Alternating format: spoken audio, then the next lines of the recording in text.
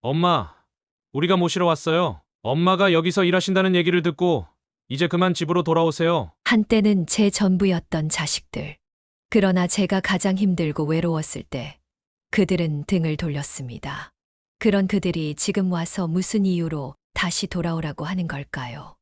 엄마, 우리가 잘못했어요. 그때는 우리가 너무 바빴고 하지만 지금은 달라요. 편히 사셔야죠. 좋은 집도 구했고 용돈도 넉넉히 드릴 수 있어요. 과거 제가 폐지를 주우며 하루를 버틸 때는 아무도 찾아오지 않았던 그들. 이제 와서 이토록 친절한 얼굴로 서 있다니 솔직히 가소로웠습니다. 엄마, 이제 요양원 같은데 갈 필요 없어요. 우리랑 같이 지내요. 그래, 우리가 다 준비했어. 가족이 함께 살아야지. 가족이라는 말에 제 가슴이 시리게 저려왔습니다. 자식들이 제게 가족이라는 이름으로 등을 돌린 그날들이 머릿속을 스쳐갔습니다. 진정한 가족은 피보다 마음이라는 걸 알게 되었단다. 나는 여기서 일하는 게 좋아. 나를 필요로 하는 사람들이 있어. 이제 와서 갑자기 찾아와서 모신다고? 너희가 정말 날 원해서 온 거야? 자식들은 당황한 얼굴로 서로 눈치를 보기 시작했습니다. 엄마, 우리가 정말 반성했어요. 이제라도 함께 지내요. 그런 말은 내가 정말 힘들 때 해줬어야지. 이제 와서 하는 건 의미 없어. 엄마, 우리 가족이잖아. 가족? 네가 날 가족처럼 생각했다면 그때 그렇게 외면하진 않았겠지. 엄마, 이러다 우리 진짜 못 볼 수도 있어. 그래도 괜찮아. 나도 너희 없이 잘 살고 있으니까. 안녕하세요. 오늘도 찾아주셔서 감사합니다. 여기 엄마와 자식들이 서운함 가득한 대화를 하고 있습니다. 정말 힘들 때는 외면하던 자식들이 이제 와서 잘 모시겠다고 어머니를 설득하고 있는데요. 사이가 틀어진 부모와 자식들은 과연 어떤 일이 있었고 결국엔 어떻게 되었을까요? 사연 들으시고 댓글로 여러분의 생각도 꼭 나눠주세요. 구독과 좋아요, 그리고 알림 설정을 눌러주시면 앞으로 올라올 이야기들도 가장 먼저 보실 수 있습니다. 그럼 지금부터 안타까운 사연을 만나보겠습니다. 안녕하세요. 저는 75 이미주라고 합니다. 힘들게 살다가 인생이 완전히 뒤바뀌게 된 제 이야기를 들려드리려 합니다. 지난 40년간 저는 시장에서 떡집을 운영하며 하루하루를 버텨왔습니다. 매일 새벽 4시면 아직 어둠이 걷히지 않은 거리로 나서 시장으로 향했고 밤 10시가 넘어서야 겨우 집에 들어올 수 있었지요. 떡을 만드는 일은 상상보다 훨씬 고됐습니다. 쌀을 불리고 시루에 찌고 뜨거운 떡을 떡매로 치고 반죽하고 다시 치는 과정이 반복됐고 그 사이 손가락 관절은 퉁퉁 부어 늘 쑤셨습니다. 명절이 다가오면 더 심했습니다. 이틀, 3일 밤을 꼬박 세우는 건 예사실이었지요. 그래도 힘들다고 느낀 적은 없습니다. 미주 씨 떡은 항상 맛있어요. 단골 손님들의 이 한마디가 그날의 고단함을 모두 씻어주었으니까요. 남편은 건설 현장에서 일했습니다. 한겨울에도 한여름에도 먼지 날리는 철근 더미 속에서 몸을 아끼지 않았지요. 우리 부부는 늘 바빴습니다. 마주 앉아 밥 한 끼 천천히 먹는 일이 드물었고 함께 웃을 시간조차 없었습니다. 그래도 서로를 믿었고 자식들만 잘 되면 된다는 생각으로 견뎠습니다. 큰아들은 어릴 때부터 공부를 잘했습니다. 밤늦도록 책상 앞을 떠나지 않았던 아이였지요. 저는 그 문고리에 찹쌀떡을 몰래 걸어두곤 했습니다. 지금 그는 대기업 과장이 되어 번듯하게 살고 있습니다. 작은 아들은 공부보단 운동을 좋아했지만 꾸준한 노력 끝에 결국 공무원이 되었습니다. 막내딸은 약사가 되겠다는 꿈을 어릴 적부터 품었고 기어이 그 꿈을 이뤘습니다. 세 자녀 모두 결혼을 했고 예쁜 손주들도 있습니다. 남편과 저는 아이들 뒷바라지하느라 노후 대비는 꿈도 못 꿨습니다. 전세금 5천만 원짜리 작은 집에서 20년을 살았습니다. 집주인이 전세금을 올릴 때면 울며 겨자 먹기로 은행 대출을 받았고 떡집도 여전히 월세였지만 괜찮았습니다. 자식들이 잘 되어 주는 것만으로도 하루하루 감사했으니까요. 그러던 어느 날 남편이 건설 현장에서 뇌졸중으로 쓰러졌습니다. 갑작스러운 일이었습니다. 병원에 실려왔을 때는 이미 의식이 없었고 산소호흡기에 의지의 생명을 겨우 붙잡고 있었습니다. 의사는 수술이 급하다고 했습니다. 그런데 수술비가 2천만 원이 넘는다고 했지요. 제 다리는 그대로 풀려 주저앉았습니다. 이미 은행 대출은 한도가 가득 찼고 가게 보증금은 고작 500만 원뿐이었습니다. 떨리는 손으로 자식들에게 전화를 걸었습니다. 엄마, 지금 중요한 회의 중이에요. 나중에 연락드릴게요. 큰아들의 첫 마디였습니다. 작은아들은 한숨 쉬며 형이 더 잘 버니까 형이 해요라고 말한 뒤 전화를 끊었습니다. 막내딸은 전화를 받지 않았습니다. 결국 저는 고금리 대출을 받아 수술비를 마련했습니다. 그리고 1년 동안 병원과 집을 오가며 남편을 간호했습니다. 일반 병실, 재활병원, 요양병원을 전전했고 병원비는 차곡차곡 쌓여 산이 되었습니다. 그제야 자식들이 병원에 찾아왔습니다. 그러나 그들은 걱정보다는 계산기를 먼저 꺼내 들었습니다. 엄마, 나도 애들 학원비에 대출에 여유가 없어요. 형은 대기업 다니잖아. 왜 내가 더 부담해야 해? 자식들은 병원비 분담을 두고 다투기 시작했습니다. 저는 그저 침대에 누운 남편만 바라보고 있었습니다. 말도 눈빛도 모두 잃은 남편 앞에서 저는 속으로 울고 또 울었습니다. 1년 뒤 남편은 결국 세상을 떠났습니다. 장례식장에서도 자식들은 끝까지 싸웠습니다. 납골당이 싸지 않아? 아니, 아빠인데 수목장 해야지. 그럼 누가 돈 낼 건데? 결국 모든 비용은 저 혼자 감당했습니다. 가게 보증금을 빼고 남은 돈과 마지막 대출까지 끌어모아 남편의 장례를 치렀습니다. 그리고 저는 그날 완전히 빈털터리가 되었습니다. 이제는 아무것도 남지 않았습니다. 남편도, 가게도, 통장도, 기대도. 오로지 제 두 다리와 저 자신만이 남았을 뿐입니다. 그렇게 제 인생은 한순간에 송두리째 뒤바뀌고 말았습니다. 남편이 떠나고 나서 저는 한동안 멍하니 창문만 바라보며 지냈습니다. 밥을 먹어도 맛을 모르겠고 잠을 자도 잔 것 같지 않았습니다. 아, 이게 바로 우울증이구나 싶었습니다. 약을 먹어도 사람을 만나도 아무 소용이 없었습니다. 매일 아침 눈을 뜨면 남편이 쓰러졌다는 전화를 받았던 그 순간이 떠올랐습니다. 장례를 치르고 나니 돈이 바닥났다는 것이 실감이 났습니다. 은행에서는 매일같이 독촉 전화를 걸어왔습니다. 전세 대출 이자라도 갚아주셔야 합니다. 은행원의 목소리는 날이 갈수록 차가워졌습니다. 결국 저는 집을 나올 수밖에 없었습니다. 대출을 갚고 나니 남은 돈이 얼마 되지도 않았습니다. 가게 주인은 더했습니다. 이러다가 전기세도 못 내겠네. 장사 접을 거면 빨리 말해요. 결국 오랫동안 지켜온 떡집 문을 닫아야 했습니다.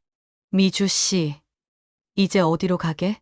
시장 상인들이 저마다 안타까워하며 위로를 건네주셨습니다. 아직 정하지도 못했어요. 떡집 정리할 때 나온 돈이라고 해봤자 얼마 되지 않았습니다. 기계값 받은 게 전부였습니다. 전세금 없이 구할 수 있는 집을 알아보는 게 이렇게 힘들 줄 몰랐습니다. 부동산을 20군데도 넘게 돌았습니다. 보증금 1,000만 원에 월세 45만 원인데 그나마 이게 제일 싼 거예요. 중개사의 말이 맞았습니다. 다른 집들은 보증금이 2천만 원은 기본이었습니다. 결국 그 집으로 정했습니다. 처음에는 자식들이 가끔 찾아왔습니다. 명절이면 오는 줄 알았습니다. 엄마, 이번엔 좀 바빠서. 전화로 대충 둘러대는 말투가 점점 귀에 거슬리기 시작했습니다. 설날에도 추석에도 빈방에서 혼자 밥을 먹었습니다. 텔레비전에서는 가족들이 모여 세배하고 떡국 먹는 장면이 나왔습니다. 저도 예전엔 저렇게 행복했던 것 같은데 말입니다. 그러다 어느 날이었습니다. 자식들이 갑자기 다 함께 찾아왔습니다. 수상하다는 느낌이 들었습니다. 셋이서 머리를 맞대고 뭔가를 모의한 것 같은 분위기였습니다. 엄마, 이제 그만 정신 차려. 무슨 소리야? 이제 혼자 사시는 것도 말이 안 돼. 언제까지 이러고 있을 순 없잖아. 엄마, 우리가 알아본 요양원이 있는데 난 싫어. 난 여기가 좋아. 지금 뭐 하는 거야? 우리가 이렇게 와서 말하는데 큰아들이 주먹으로 탁자를 내리쳤습니다. 커피잔이 덜그럭 소리를 냈습니다. 이제 우리도 한계야. 더 이상 못 참아. 엄마가 이렇게 고집 부리시면 우리 사이도 안 좋아져. 제발 좀. 나도 이제 둘째 생기는데 엄마까지 신경 쓸 여력이 없어. 우리 신랑이 엄마 얘기만 나오면 짜증내. 살다 이런 장모님은 처음이래. 요양원비가 한 달에 150만 원이라고 했습니다. 큰아들이 명세서를 꺼냈습니다. 셋이 나누면 한 명당 50만 원이면 돼. 이게 엄마한테도 좋은 데야. 그만해.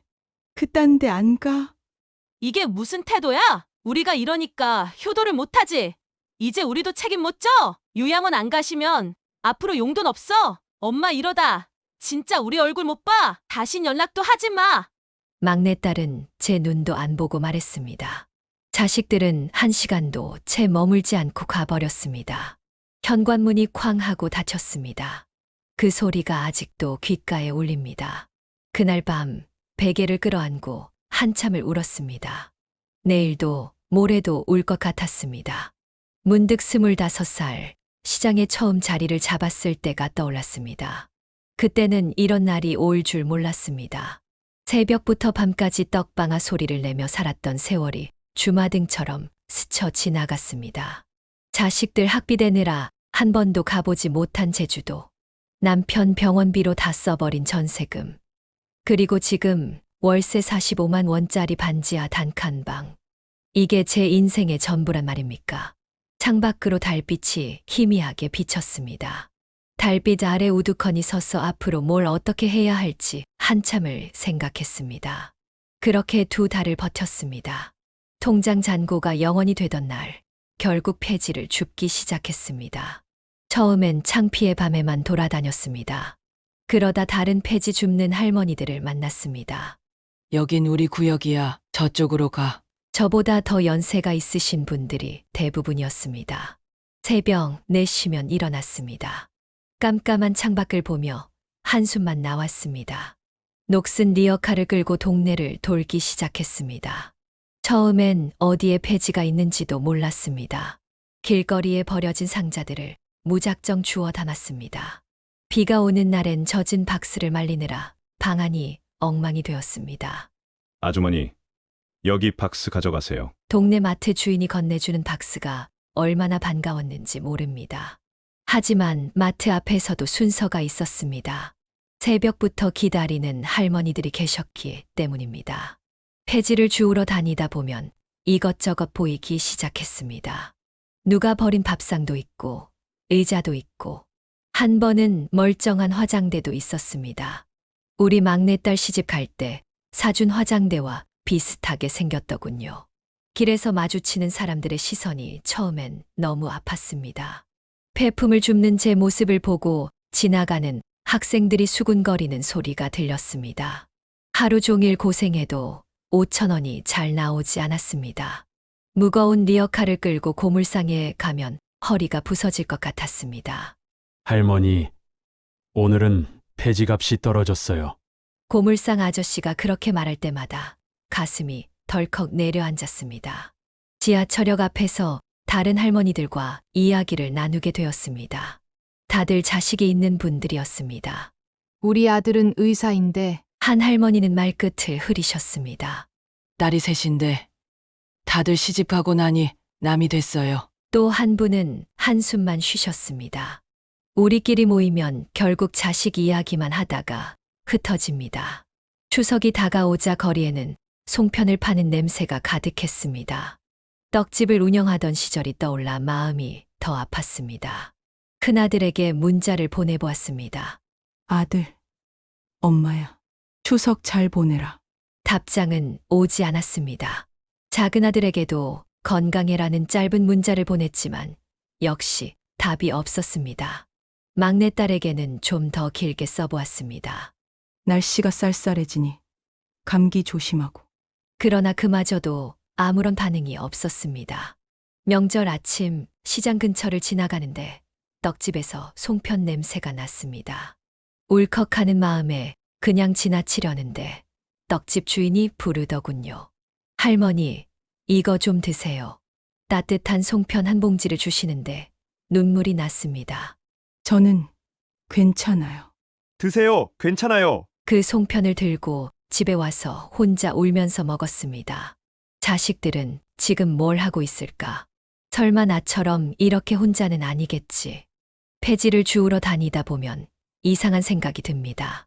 저기 지나가는 젊은 여자가 우리 딸 같기도 하고, 양복 입은 회사원이 우리 아들 같기도 하고, 그러다 문득 정신 차리면 또 눈물이 납니다. 비 오는 날이면 폐지를 못 주워요. 방구석에 쪼그리고 앉아 창밖만 바라보다가 지갑을 뒤적여 봐도 1,000원짜리 한 장 없을 때, 그래도 자식들한테 전화할 수는 없었습니다. 이제는 자존심이라는 게 생겼나 봅니다. 1년이 그렇게 지나갔습니다. 봄, 여름, 가을, 겨울. 계절이 바뀔 때마다 자식들 생각이 났습니다. 큰아들 생일에는 문자도 보내지 못했습니다. 작은 아들 아이가 초등학교에 입학했다는 소식은 이웃에게 들었고요. 막내딸이 둘째를 가졌다는 것도 동네 마트 주인한테 들었습니다. 그렇게 저는 점점 자식들의 삶에서 멀어져 갔습니다. 그러던 어느 초여름 날이었습니다. 늘 그랬듯 새벽부터 폐지를 주우러 나갔습니다. 이른 새벽이라 거리는 쥐 죽은 듯 조용했습니다. 멀리서 청소차 돌아가는 소리만 희미하게 들렸습니다. 번화가 쪽으로 발걸음을 옮겼습니다. 평소에는 잘 가지 않는 곳이었는데 그날따라 왠지 그쪽으로 가보고 싶더라고요. 큰 길가에 가로등 불빛이 희미하게 켜져 있었습니다. 간간히 택시 한두 대가 쌩하고 지나갔습니다.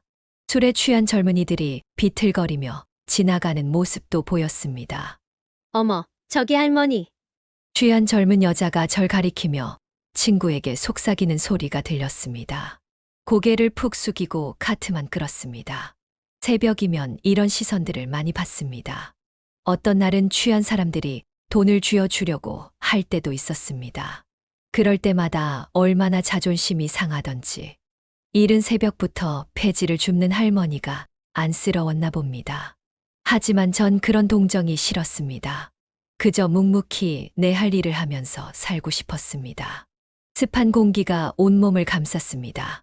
장마철이 다가오나 봅니다. 허리를 굽혔다 폈다 하는 게 점점 힘들어졌습니다. 무릎도 시큰거리고 손목도 아팠습니다. 그래도 오늘은 꼭 10,000원은 벌어야 했습니다. 며칠째 라면만 먹어서 그런지 속이 쓰렸거든요. 큰 건물들 사이로 난 골목길로 접어들었습니다. 여기 골목 안쪽에 있는 포장마차들이 버리는 박스들이 있거든요. 그런데 그날따라 눈에 띄는 게 있었습니다. 번듯한 건물 앞 화단에 무언가 까만 게 떨어져 있더군요. 처음엔 지나치려고 했습니다. 폐지나 빈병 아닌데 주울 필요 없다 생각했죠. 그런데 왠지 발길이 자꾸 그쪽으로 향했습니다. 가까이 가서 보니 지갑이 있었습니다. 좋은 가죽 냄새가 코끝을 스쳤고 비싼 지갑인 게 한눈에 보였습니다. 이런 지갑은 백화점 가서도 구경만 했었죠. 잠시 망설이다가 주워들었습니다. 새 것처럼 깨끗한 지갑이었습니다. 손때 하나 묻지 않은 걸 보니 얼마 안 쓴 것 같았습니다. 떨리는 손으로 지갑을 열어봤습니다. 현금이 꽤 두툼하게 들어 있었습니다. 세어보니 300만 원이나 되더군요. 반들반들한 명함도 한 장 있었습니다. 명함을 보는 순간 눈앞이 아찔했습니다. 너무나 유명한 대기업 로고가 선명했던 전무라는 직함에 이름이 적혀 있었는데 신문에서 본 적 있는 이름이었습니다. 그 회사 회장님 아드님이라고 기사에서 읽었던 기억이 났습니다. 순간 어떻게 해야 할지 망설여졌습니다. 300만 원이면 월세 6개월치도 더 되는 돈이었습니다. 이 돈이면 당장에 끼니 걱정은 덜 수 있을 텐데 지갑도 비싸 보이니 전당포에 맡기면 훨씬 더 많은 돈이 나올 것 같고 화단 옆 벤치에 앉아서 한참을 고민했습니다. 머릿속이 복잡했고 이 돈이면 얼마나 좋을까. 월세 걱정 없이 반년은 살 수 있을 텐데 라면 말고 제대로 된 밥도 먹을 수 있고 병원도 가볼 수 있을 텐데. 하지만 이내 고개를 저었습니다. 평생을 정직하게 살아왔는데 이제 와서 남의 것을 가질 순 없었습니다. 돈이 아무리 많이 들어 있어도 내 돈이 아니면 소용없는 거였습니다. 그래도 한 번 더 지갑을 들여다봤습니다. 혹시 주인의 다른 연락처 같은 게 더 있나 싶어서요. 신용카드가 여러 장 있었고 운전면허증도 보였습니다. 사진 속 젊은 남자가 밝게 웃고 있더라고요. 저 사람도 지금쯤 이 지갑을 찾느라 안달이 났겠죠. 이렇게 많은 돈을 잃어버렸으니. 그래요, 돌려줘야 해요. 마음을 다잡고 일어섰습니다. 카트는 잠시 골목 안쪽에 숨겨두었습니다. 이대로 회사로 가볼 생각이었습니다. 하늘이 점점 밝아오고 있었습니다. 아침이 되면 회사에 사람들이 출근하겠죠. 그때 가서 지갑을 돌려주면 될 것 같았습니다. 그런데 문득 제 모습이 걱정됐습니다. 폐지를 줍느라 먼지와 땀에 절은 옷차림, 까칠해진 손과 헝클어진 머리로는 그런 큰 회사에 들어가는 것이 민망하게 느껴졌습니다. 이대로는 안 되겠다는 생각에 근처 공원 화장실로 향했습니다. 찬물로 손을 씻고 옷에 붙은 먼지를 툭툭 털었습니다. 거울을 보며 머리도 가다듬었습니다. 비록 옷은 낡았지만 깔끔해 보이도록 최선을 다했습니다. 준비를 마친 뒤 다시 회사 쪽으로 발걸음을 옮기는데 마음이 무거워졌습니다. 혹시 경비원이 저를 수상하게 여기면 어쩌나, 지갑을 주었다고 해도 믿지 않으면 어쩌나, 심지어 도둑으로 오해받으면 어쩌나 하는 불안이 밀려왔습니다. 하지만 돌아설 수는 없었습니다. 옳은 일이라는 믿음 하나로 발걸음을 뗐습니다. 아침 햇살이 유리 외벽에 반사되어 눈이 부신 고층 빌딩 앞에 도착했습니다. 정장 차림의 직장인들이 하나둘씩 회사 안으로 들어가고 있었습니다. 그들 틈에서 제 모습은 너무도 초라하게 느껴졌습니다. 낡은 운동화, 해진 바지, 오래된 점퍼 하나 걸친 모습이 창피하게만 느껴졌습니다. 현관 옆 의자에 조심스럽게 앉아 기다리기 시작했습니다. 시간이 흘러 점심이 가까워지자 수십 명의 직장인들이 바삐 오갔습니다. 저는 자연스레 고개를 숙일 수밖에 없었습니다. 누군가 제 모습을 이상하게 볼까봐 두려웠습니다. 결국 한 경비원이 다가와 조심스레 물었습니다. 여기서 뭐 하시는 거예요? 저는 떨리는 목소리로 대답했습니다. 전무님을 좀 뵙고 싶습니다. 지갑 주인의 이름을 말하자 경비원의 표정이 놀란 듯 바뀌었습니다. 급히 어딘가로 전화를 거는 모습이 보였습니다. 할머니, 잠시만 기다려주세요. 그의 목소리는 전보다 한결 부드러웠습니다. 한참을 더 기다렸습니다. 옆자리에 앉은 젊은 여직원이 몇 번이고 힐끔힐끔 저를 쳐다보았습니다. 민망했지만 참았습니다. 그러다 마침내 키가 크고 단정한 차림의 젊은 남자가 건물에서 나왔습니다. 영암 속 사진에서 본 그 얼굴이었습니다. 전무님, 이거요. 저는 떨리는 손으로 지갑을 내밀었습니다. 이 지갑 어제 잃어버린 건데 할머니께서 주우신 거예요? 그는 믿기지 않는다는 듯 지갑을 받아들고 제 손을 꼭 잡았습니다. 그의 손은 따뜻했습니다. 그리고 그의 눈에는 금세 눈물이 맺혔습니다. 어디 사세요? 제가 모셔다 드릴게요. 저는 얼떨결에 아니라고 손을 저으며 돌아서려 했습니다. 하지만 그가 앞을 막아서며 말했습니다. 이렇게 가시면 안 됩니다. 점심이라도 같이 하시죠. 제발요. 그 말에 이끌려 근처의 고급 호텔 식당으로 들어갔습니다. 평생 처음 가보는 곳이라 손이 떨렸습니다. 음식을 주문한 뒤 그는 조용히 말했습니다.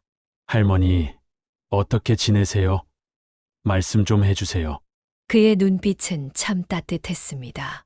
저는 조심스럽게 이야기를 시작했습니다. 남편 병원비로 전세금을 다 써버린 일, 자식들이 등을 돌린 일, 새벽마다 폐지를 주어야 하는 일들 이야기를 하다 보니 눈물이 났습니다. 그는 제 말을 한마디도 흘리지 않고 귀 기울여 들었습니다. 그러다 이내 그의 눈도 붉어졌습니다. 저희 할머니도 작년에 돌아가셨어요. 할머니 생각이 자꾸 나네요. 그가 자꾸 눈물을 훔칠 때마다 저도 마음이 아팠습니다. 식사가 끝나갈 즈음 지갑 속 현금 이야기가 나왔습니다. 100만 원이나 들어 있었는데 이렇게 가져다 주시다니. 당연한 일을 했을 뿐입니다. 그가 제 손을 다시 꼭 잡았습니다. 할머니, 제가 꼭 보답을 해드리고 싶습니다. 아니에요. 그런 거 필요 없어요. 자리를 일어나려는 저를 그는 다시 붙잡았습니다. 어머니도 돌아가시고 할머니도 이제 안 계신데 오늘 할머니를 뵙고 마음이 참 따뜻해졌습니다. 그의 말은 진심처럼 들렸습니다. 그리고 그는 조심스럽게 말했습니다. 혹시 저희 회사 구내식당에서 일해 주실 수 있을까요? 저는 깜짝 놀랐습니다. 제가 뭘 할 수 있겠어요. 충분히 하실 수 있습니다. 도와드리고 싶어서가 아닙니다. 함께하고 싶어서 드리는 말씀이에요. 처음엔 단순한 배려라고 생각했습니다. 그저 불쌍한 노인을 향한 일시적인 호의라고 여겼습니다. 하지만 그의 눈빛엔 동정이 아닌 존중이 담겨 있었습니다. 사실 저는 너무 오랜 시간 외롭게 살아왔습니다. 남편이 떠난 뒤, 자식들이 등을 돌린 뒤, 폐지를 줍는 그 길 위에서 단 한 번도 진심 어린 대화를 나눈 적이 없었습니다. 그렇게 저는 그 회사의 구내식당에서 일하게 되었습니다. 비록 시작은 작았지만 제 인생에 다시 따뜻한 숨결이 스며드는 순간이었습니다. 처음에는 단순한 일부터 맡았습니다. 채소를 다듬고 반찬을 나르고 식판을 정리하는 정도였죠. 새벽마다 폐지를 주우러 다니던 제게는 차라리 익숙한 노동이었지만 이곳에서는 분위기가 달랐습니다. 누군가가 따뜻하게 말을 건네주었고 고생한다며 등을 토닥여 주기도 했습니다. 할머니, 오늘 좀 피곤해 보이세요. 괜찮으세요? 할머니, 이 반찬 좀 드셔보세요. 오늘따라 맛있게 됐어요. 식당 직원들은 저를 친절하게 대해 주었고 무엇보다 구내 식당을 이용하는 젊은 직원들이 점차 저를 따르기 시작했습니다. 처음에는 다들 어색해했지만 몇 번 말을 주고받다 보니 자연스레 마음을 열었습니다. 어떤 직원들은 퇴근길에 일부러 제게 와서 고민을 털어놓기도 했습니다. 할머니, 저 요즘 회사 생활이 너무 힘들어요. 상사한테 혼나고 어떻게 해야 할까요? 우리 집에는 할머니가 안 계세요. 그런데 할머니랑 이야기하면 마음이 편안해져요. 그런 이야기를 들을 때마다 제 가슴이 따뜻해졌습니다. 저는 그들에게 제가 살아온 이야기를 들려주었습니다. 어떤 일이든 버티고 나면 좋은 날이 온단다. 나는 떡을 만들며 40년을 살았어. 때론 너무 힘들어서 울기도 했지만 그 덕분에 우리 아이들이 잘 컸지. 인생은 그런 거란다. 젊은 직원들은 고개를 끄덕이며 제 이야기에 귀를 기울였습니다. 폐지를 줍던 지난날보다 훨씬 더 살아있다는 기분이 들었습니다. 시간이 지나면서 저는 점점 식당에서 중요한 존재가 되어갔습니다. 직원들은 출근하자마자 저를 먼저 찾았고 식사 시간이 되면 제 옆에 앉아 밥을 먹으며 이런저런 이야기를 나누었습니다. 명절이 다가오면 작은 선물을 건네주는 직원들도 있었습니다. 할머니, 따뜻한 목도리 하나 사왔어요. 겨울에 쓰세요. 이건 제가 좋아하는 차인데 할머니도 좋아하실 것 같아서요. 이런 따뜻한 마음을 받을 때마다 저는 가슴이 벅차올랐습니다. 오랫동안 버림받았다고 생각했는데 이렇게 누군가의 마음 속에 자리 잡을 수도 있구나 싶었습니다. 그러던 어느 날 전무님이 다시 저를 찾아왔습니다. 할머니, 시간 괜찮으시면 저랑 어디 좀 가시죠. 그가 저를 데려간 곳은 작은 아파트였습니다. 오래된 건물이었지만 깔끔하고 따뜻한 느낌이 드는 곳이었어요. 그는 미소를 지으며 말했습니다. 이제 여기서 편히 지내세요. 월세 걱정도 하지 마시고요. 저는 너무 놀라 눈물이 흘렀습니다. 이런 호의를 받아도 되는 건지 모르겠어요. 그러자 그가 말했습니다. 할머니가 제 지갑을 주었을 때도 같은 고민을 하셨겠죠. 하지만 결국 옳은 선택을 하셨잖아요. 이건 보답이 아니라 저에게도 의미 있는 일이에요. 그날 이후 저는 새로운 집에서 다시 삶을 시작하게 되었습니다. 아침이면 구내 식당으로 출근했고 저를 기다리는 직원들과 인사를 나누며 하루를 보냈습니다. 퇴근 후에는 따뜻한 집에서 차를 마시며 창밖을 바라보았습니다. 더 이상 반지하 월세방에서 추위에 떨지 않아도 되었고, 폐지를 주우러 나가지 않아도 되었습니다. 무엇보다 저는 이제 더 이상 외롭지 않았습니다. 그날도 저는 평소처럼 구내 식당에서 일하고 있었습니다. 아침 일찍부터 국을 끓이고 반찬을 준비하며 하루를 시작했지요. 직원들이 점심을 먹으러 올 시간이 가까워지자 식당 안이 하나둘 분주해졌습니다. 그때였습니다. 구내 식당 문이 열리더니 직원들이 웅성거리기 시작했습니다. 회장님이 오셨다. 순간 식당 안 공기가 바뀌는 걸 느낄 수 있었습니다. 회사의 최고 경영자인 회장님이 직접 구내 식당을 방문하는 건 흔치 않은 일이었거든요. 직원들이 긴장한 표정으로 허둥대는 사이 저는 조용히 조리대에서 국을 휘젓고 있었습니다. 오늘 점심은 된장국인가요? 전무님의 목소리였습니다. 고개를 들어보니 그가 회장님을 모시고 식당 안으로 들어오고 있었습니다. 직원들은 더 긴장한 듯 식사를 하던 손을 멈추고 두 사람을 바라봤습니다. 네. 오늘은 직접 끓인 된장국이에요. 멸치랑 다시마로 진하게 육수를 내고 시골에서 공수한 된장으로 만들었어요. 회장님은 조용히 식판을 들고 줄을 서셨습니다. 저는 된장국을 한 국자 퍼서 식판 위에 올려드렸습니다.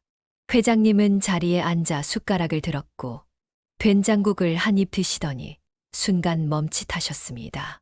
눈을 감고 천천히 씹어 삼키는 모습에서 깊은 감정이 느껴졌습니다. 회장님의 얼굴에 감탄과 놀라움이 떠올랐습니다.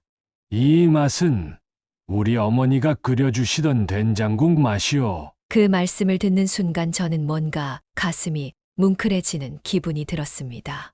회장님은 한동안 말없이 된장국을 바라보며 기억 속으로 빠져든 듯한 표정을 지었습니다. 어머니께서도 이렇게 된장을 직접 끓여주셨어. 멸치랑 다시마로 육수를 내시고 마늘을 살짝 넣어서 감칠맛을 더하셨지. 이 맛이 그때 그 맛입니다. 회장님은 국을 한 숟갈 더 뜨며 미소를 지으셨습니다. 그 모습을 지켜보던 직원들도 놀란 눈으로 저를 바라보았습니다. 그리고 저는 그날 된장국 한 그릇이 누군가의 마음속 깊은 추억을 다시 불러올 수 있다는 사실을 처음으로 알게 되었습니다. 그날 이후 회장님께서는 자주 구내 식당에 오셨습니다. 직원들과 같은 줄에 서서 조용히 식판을 들고 제 음식을 받아가셨습니다. 그 모습이 낯설면서도 묘하게 따뜻하게 느껴졌습니다. 식사를 마치신 뒤에는 항상 제게 다정하게 한마디씩 건네셨습니다. 오늘 된장찌개 맛이 아주 좋았습니다. 어머니 손맛 같아요. 그런 말들이 제게 큰 위안이 되었습니다. 그러던 어느 날 점심 식사 후 회장님께서 제게 따로 말씀하셨습니다. 할머니, 저희 회사에 중요한 손님이 오는데 특별식을 부탁드려도 될까요? 저는 깜짝 놀랐습니다. 제가요? 네. 회장님은 미소를 지으며 말씀하셨습니다. 할머니 음식엔 정성이 담겨 있습니다. 저희 회사의 자랑이죠. 그 말씀에 저는 다시 가슴이 따뜻해졌고 회장님의 요청을 기꺼이 받아들였습니다. 손님이 오기 전날 저는 직접 시장에 가서 싱싱한 재료를 골랐습니다. 콩나물은 숨이 살아있는 걸로, 고기는 윤기 나는 부위로 꼼꼼히 챙겼습니다. 다음 날 새벽같이 출근에 부지런히 손을 놀렸습니다. 갈비찜, 나물 반찬 된장찌개, 그리고 제가 가장 자신 있는 인절미 떡까지 정성껏 한상을 차렸습니다. 손님들은 식사를 하며 연신 감탄을 쏟아냈습니다. 이 집 음식 정말 대단하네요. 회장님은 흐뭇한 표정으로 저를 바라보셨고 저는 그 시선에서 말로 다 못할 감사를 느꼈습니다. 그날 이후 회사에 귀한 손님이 방문할 때마다 저에게 특별식을 부탁하셨고 저는 늘 정성을 다해 음식을 준비했습니다. 식사를 마친 손님들이 제게 직접 인사를 건네기도 했습니다. 정말 맛있게 잘 먹었습니다. 어느 날 전무님이 조용히 다가와 말씀하셨습니다. 할머니, 요즘 직원들 사이에서 아주 유명하신 거 아세요? 다들 점심시간마다 기대하고 있습니다. 그 말을 들은 순간 문득 옛날 제 모습이 떠올랐습니다. 폐지를 주우며 하루를 견디던 시간들, 누구에게도 환영받지 못하던 나날들. 그런데 지금은 누군가에게 필요한 존재가 되어 있다는 사실이 저를 벅차게 했습니다. 그렇게 저는 회사의 자랑이 되어 갔습니다. 그러던 어느 날 회장님이 쓰러지셨다는 소식을 들었습니다. 평소보다 늦게까지 회의를 하셨다고 들었고, 그날따라 얼굴도 많이 창백해 보이셨습니다. 식당에서 국을 뜨고 있던 중 전무님이 급히 들어와 숨을 고르며 말했습니다. 회장님께서 쓰러지셨습니다. 순간 손에 들고 있던 국자를 떨어뜨릴 뻔했습니다. 지금 어디 계십니까? 응급실로 이송됐습니다. 정밀 검사를 받아야 한다고 합니다. 그 말을 듣는 순간 남편이 쓰러졌던 날이 떠올랐습니다. 병실 침대 위 조용히 눈을 감고 있던 그의 모습이 제 가슴을 철렁 내려앉게 했습니다.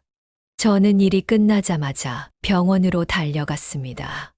병실엔 가족들과 회사 임원들이 모여 있었지만 회장님은 병원 식사엔 손도 대지 않고 계셨습니다. 입맛이 없으세요? 제가 조심스럽게 묻자 회장님은 힘겹게 미소를 지으며 대답하셨습니다. 할머니 음식이 먹고 싶습니다. 그 말에 제 가슴이 찡하게 울렸습니다. 영양사가 준비한 음식들이 있었지만 회장님은 제 손맛을 원하고 계셨습니다. 그날 밤 저는 집에 돌아오자마자 된장국을 끓였습니다. 국물이 깊고 부드럽게 우러나도록 정성껏 만들었습니다. 따뜻한 밥과 함께 작은 도시락 상자에 정갈하게 담아 다음 날 병원으로 향했습니다. 회장님은 창밖을 바라보며 깊은 생각에 잠겨 계셨습니다. 제가 도시락을 열어 보여드리자 회장님의 눈빛이 흔들렸습니다. 이거 정말 먹고 싶었습니다. 숟가락을 들어 국을 한 입 드신 뒤 회장님은 잠시 눈을 감으셨습니다. 어머니 손맛과 똑같습니다. 그러더니 조용히 눈가를 훔치셨습니다.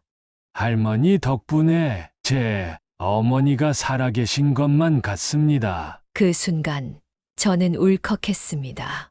천천히 밥을 드시는 회장님의 모습을 보며 자식들에게 외면당하던 제 모습이 겹쳐졌습니다.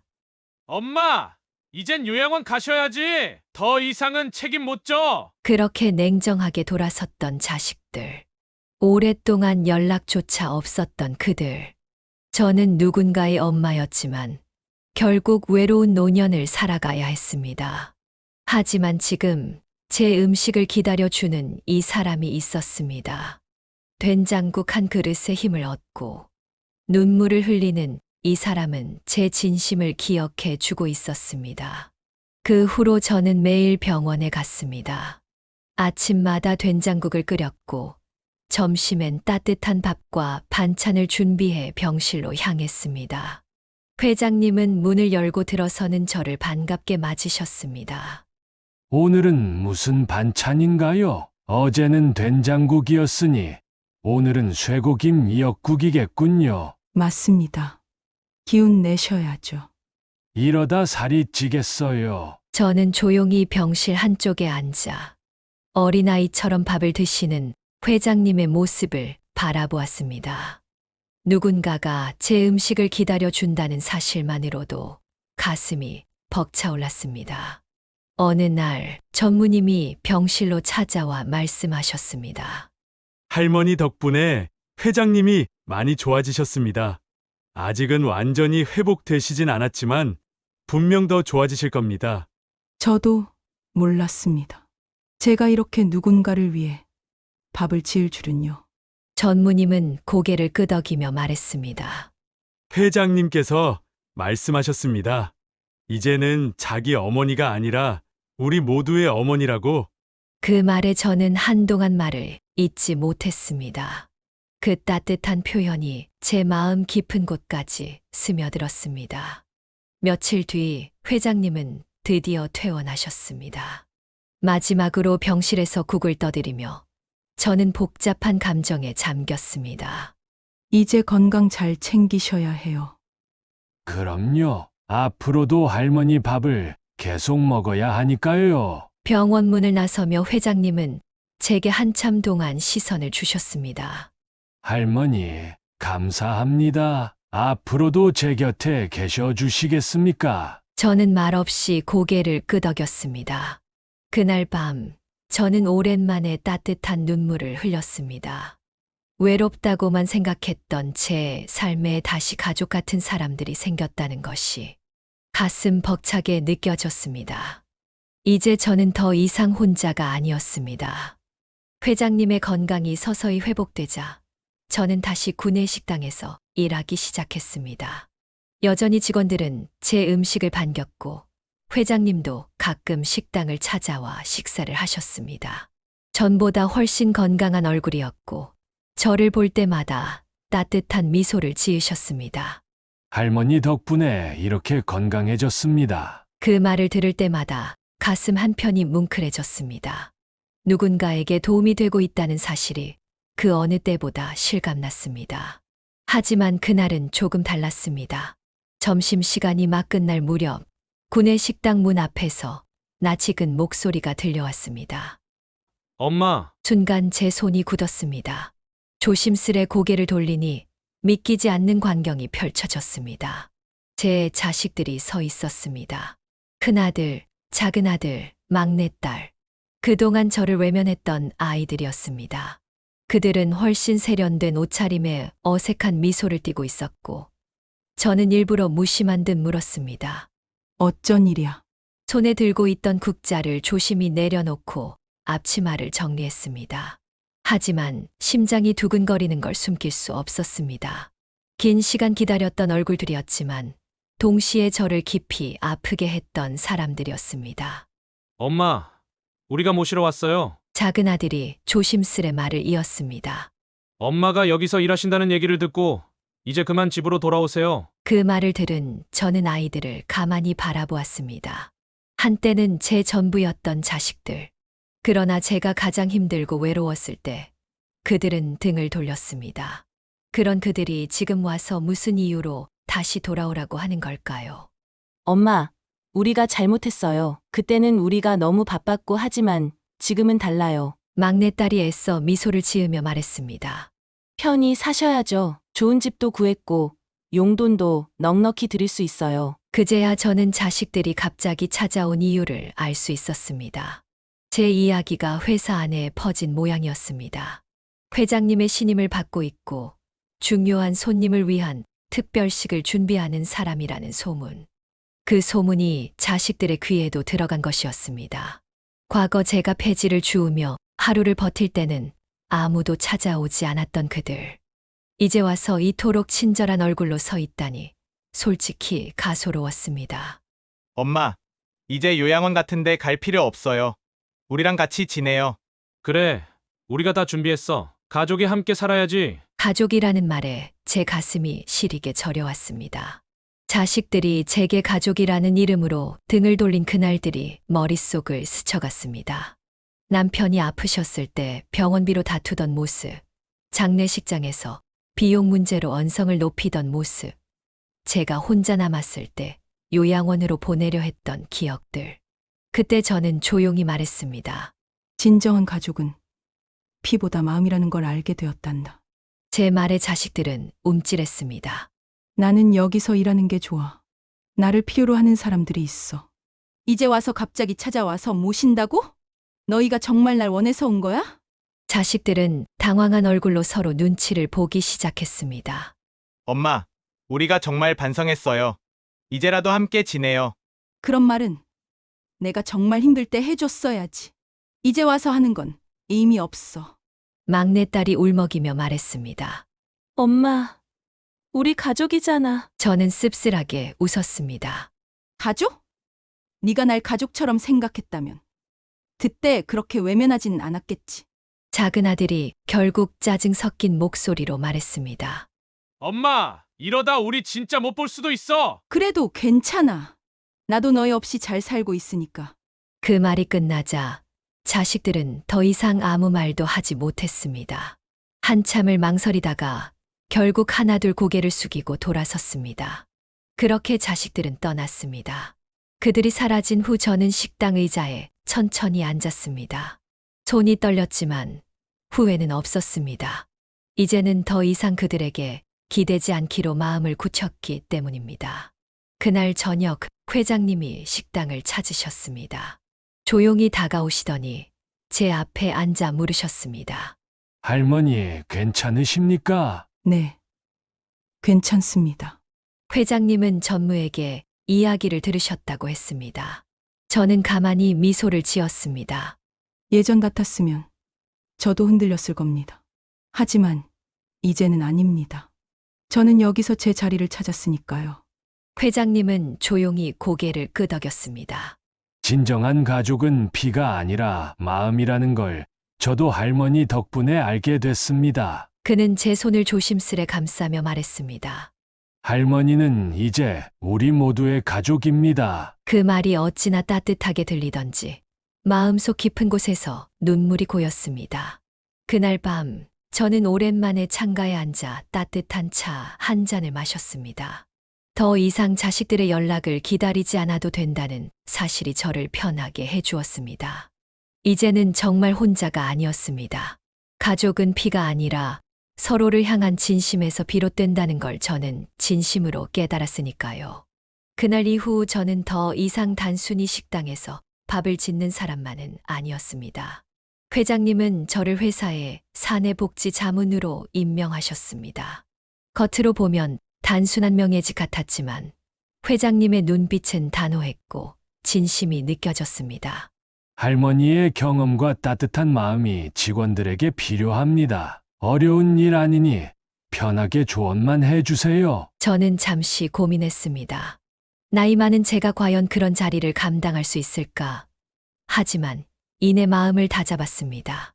저는 이미 이곳에서 존중받고 있었고 누군가에게 필요한 존재가 되어 있었으니까요. 제가 할 수 있는 일이 있다면 마다할 이유가 없었습니다. 자문으로서의 첫걸음은 단순했습니다. 직원들의 이야기를 듣는 것이었습니다. 식사를 마치고 나가는 이들에게 조심스럽게 말을 건넸습니다. 요즘 식사는 입에 맞으세요? 혹시 불편한 점은 없나요? 처음에는 다들 당황하며 웃기만 했습니다. 하지만 시간이 지나자 하나둘 솔직한 말이 나왔습니다. 할머니, 점심시간이 너무 짧아요. 급하게 먹다 보니 소화도 안 되고요. 음식은 맛있는데 메뉴가 자주 반복돼서 조금 질리는 것 같아요. 야근할 때는 밥이 없으니 결국 배달시켜 먹게 돼요. 그 이야기들을 들으며 저는 다시 고민에 빠졌습니다. 그리고 곧 문제의 실마리가 보이기 시작했습니다. 먼저 점심시간을 조정하자고 제안했습니다. 기존보다 30분을 늘리고 2타임으로 나눠 식사하게 한 것이죠. 직원들은 식사 시간에 여유를 갖게 되었고 식당에는 웃음이 돌아오기 시작했습니다. 그 다음으로는 메뉴를 다양화했습니다. 한식 일변도였던 구성에서 벗어나 양식, 중식, 일식 등 다양한 세계 요리를 추가했습니다. 또 매주 특선 메뉴의 날을 만들어 새로운 음식을 선보이기로 했습니다. 오늘 특선은 갈비찜입니다. 이번 주는 일본식 규카츠예요. 직원들은 매주 어떤 메뉴가 나올지 기대했고 식당은 점점 더 활기를 띠었습니다. 식사 시간이 작은 축제처럼 느껴졌습니다. 야근하는 직원들을 위해 따뜻한 저녁 도시락도 준비했습니다. 편의점 삼각김밥으로 끼니를 때우던 이들에게 정성스런 도시락은 큰 위로가 되었습니다. 이제 야근도 덜 힘들어요. 따뜻한 밥 한 끼가 이렇게 소중한 줄 몰랐어요. 그들의 말 한마디 한마디에 저는 마음 깊이 따뜻함을 느꼈습니다. 그렇게 사내 식당은 조금씩 그러나 확실히 변해갔습니다. 직원들 사이에서 우리 회사 진짜 달라졌어. 라는 말이 오갔고 이 변화는 곧 회사 전체에 퍼져나갔습니다. 자연스럽게 외부의 관심도 커졌습니다. 대기업 사내 식당 혁신, 중심에는 할머니가 있다. 경제지에는 그런 제목의 기사가 실렸고 타 기업 관계자들이 식당을 견학하러 찾아오기 시작했습니다. 방송사에서도 취재를 나오고 저는 낯설지만 감사한 관심을 받게 되었습니다. 그러던 어느 날 회장님이 저를 조용히 불렀습니다. 할머니 덕분에 우리 직원들이 많이 웃습니다. 정말 감사합니다. 제가 한 일은 별로 없습니다. 그저 이야기를 듣고 조금 도왔을 뿐입니다. 회장님은 미소 지으며 고개를 저었습니다. 그 작은 변화가 큰 기적을 만들었습니다. 할머니는 우리 회사의 가족입니다. 그 말을 듣는 순간 저는 가슴 깊은 곳이 울컥해졌습니다. 그 말은 제가 평생 듣고 싶었던 말이었는지도 모릅니다. 그날 회사는 저를 위해 작은 감사 행사를 열어주었습니다. 직원 한 사람 한 사람이 다가와 인사를 건넸습니다. 할머니 덕분에 회사가 더 따뜻해졌어요. 정말 가족보다 더 가족 같으세요. 저는 그 자리에 앉아 조용히 눈시울을 붉혔습니다. 폐지를 줍던 시절 아무도 제 이름을 불러주지 않았던 시간들이 떠올랐습니다. 남편을 잃고 자식에게 외면당했던 그 길고 긴 시간들. 그 모든 시간들이 오늘 이 자리를 위해 있었던 건 아닐까 하는 생각이 들었습니다. 이제 저는 더 이상 외롭지 않습니다. 저는 누군가에게 꼭 필요한 사람이고 진심으로 연결된 새로운 가족과 함께 살아가고 있습니다. 피보다 진심, 그것이 진짜 가족임을 저는 이곳에서 배웠습니다. 회사의 변화는 거기서 멈추지 않았습니다.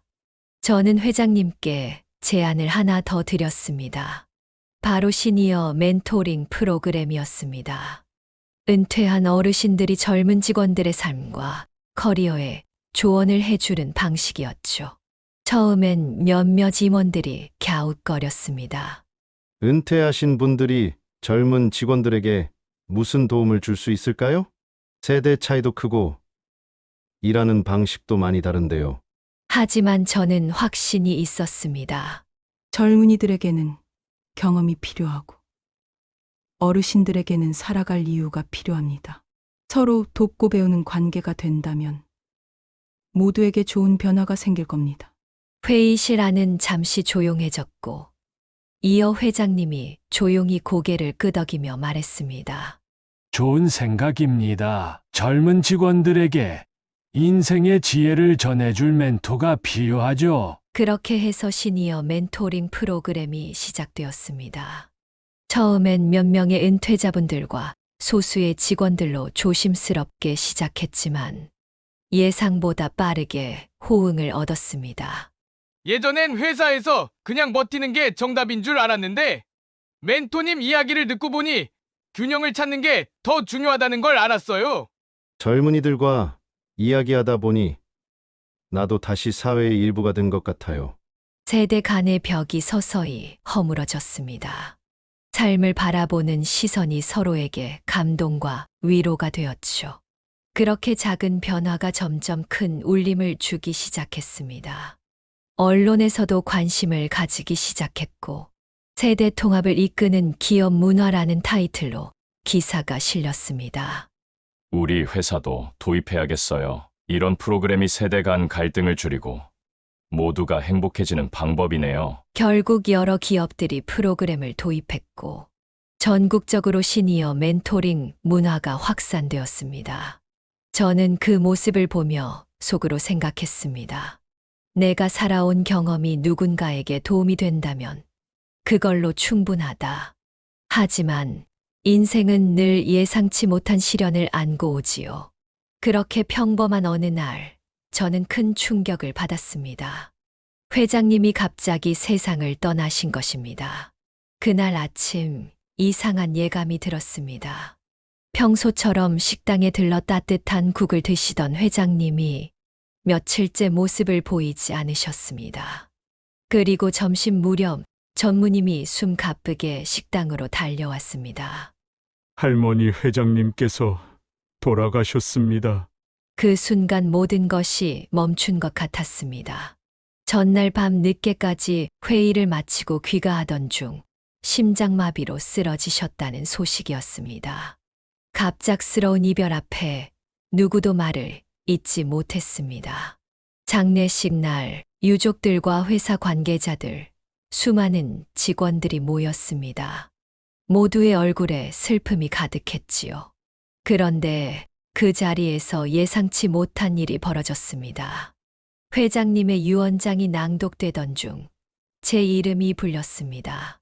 이미주, 할머니를 우리 회사의 노인복지 프로그램 명예이사로 임명해 주길 바랍니다. 순간 장례식장은 숨을 죽였습니다.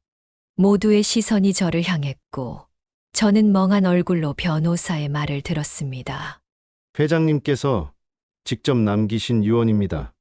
회사 내 시니어 복지 프로그램을 계속 발전시켜 주시길 바란다고 하셨습니다. 그 말을 듣는 순간 회장님의 목소리가 다시 귓가에 맴도는 듯 했습니다. 앞으로도 제 곁에 계셔 주시겠습니까? 그 작은 변화가 큰 변화를 만들었습니다. 눈물이 주르륵 흘렀습니다. 유족들은 회장님의 뜻을 받들어 저를 명예 이사로 임명하겠다고 했습니다. 할머니께서 지금까지 해오신 일들은 회사에 큰 의미가 있었습니다. 회장님의 뜻을 존중해 앞으로도 함께 해 주시면 좋겠습니다.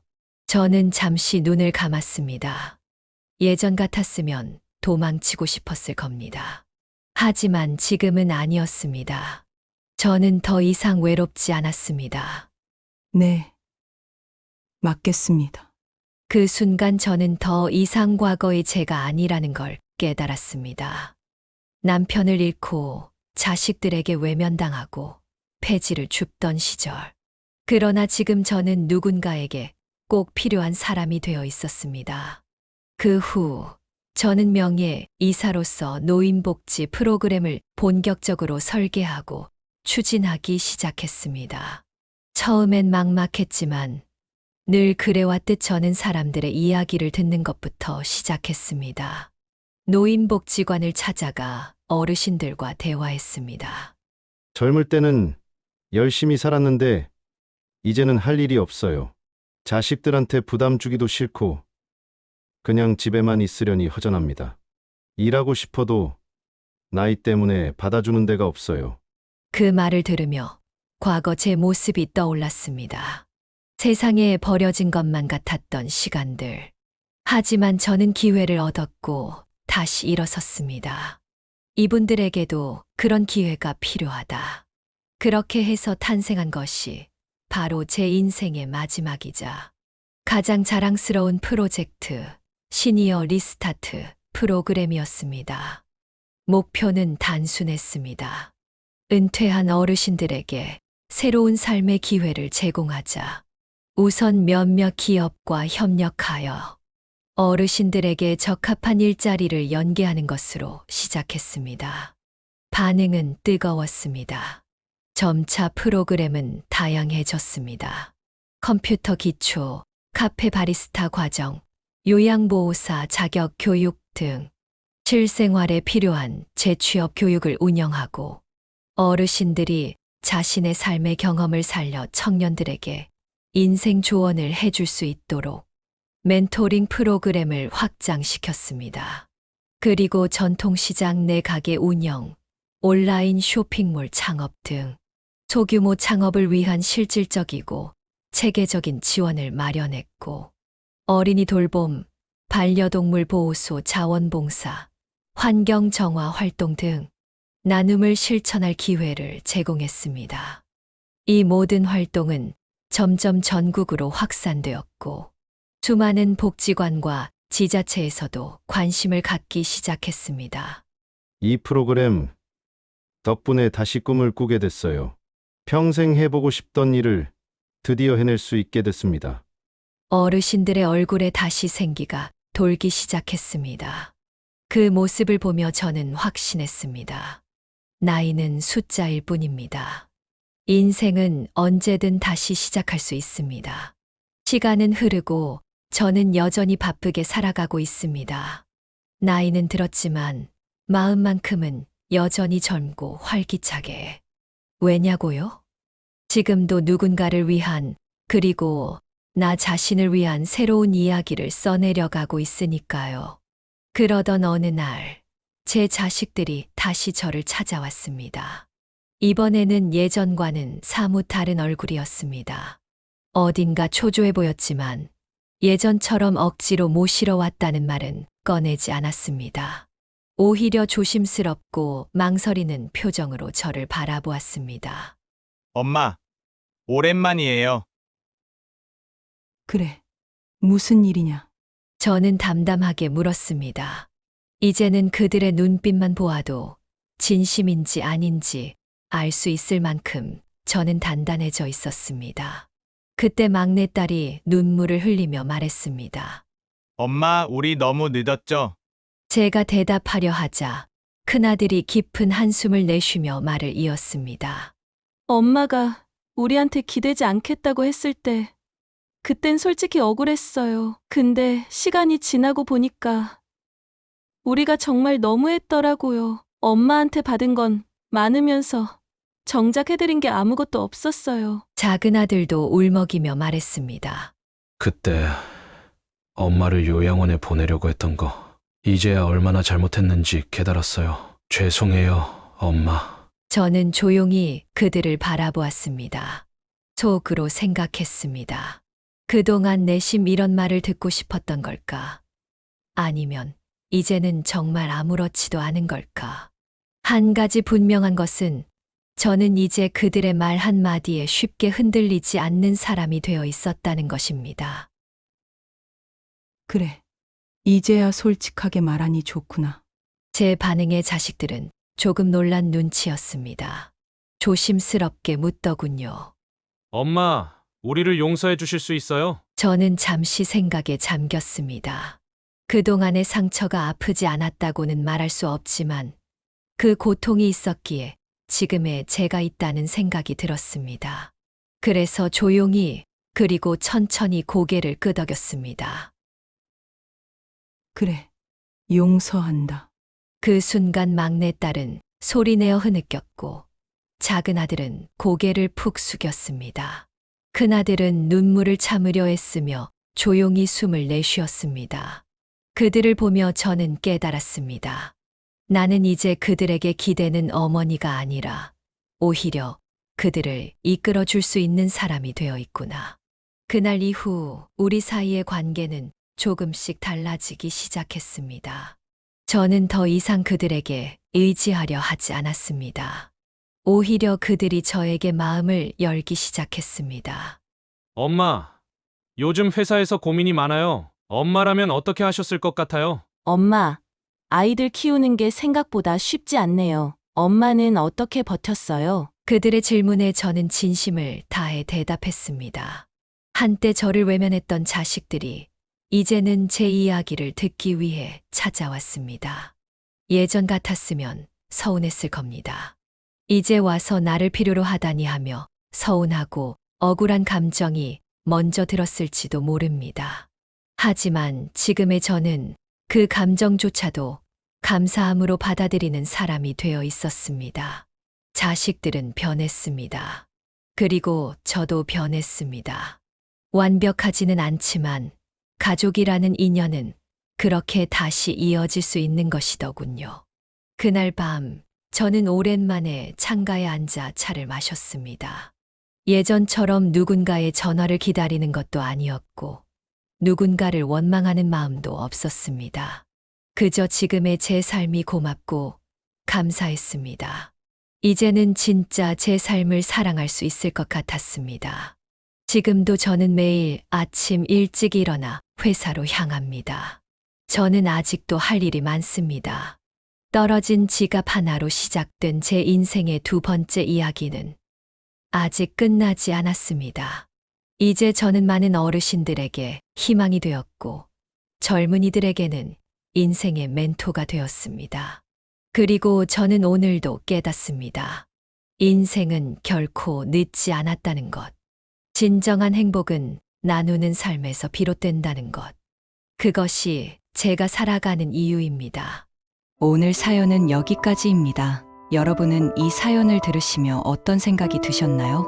댓글로 여러분의 생각과 이야기를 남겨주세요. 작은 댓글 하나라도 그녀와 같은 상황에 있는 이들에게 큰 힘이 될 수 있습니다. 오늘도 사연 듣는 밤과 함께 해주셔서 감사합니다. 다음에도 여러분들의 사연들로 밤을 채워보겠습니다. 그리고 구독과 좋아요, 알림 설정은 앞으로 더 많은 이야기를 준비하는데 큰 힘이 되니 많이 눌러주시길 부탁드립니다. 저는 그럼 다음 사연에서 뵙겠습니다. 편안한 밤 되세요.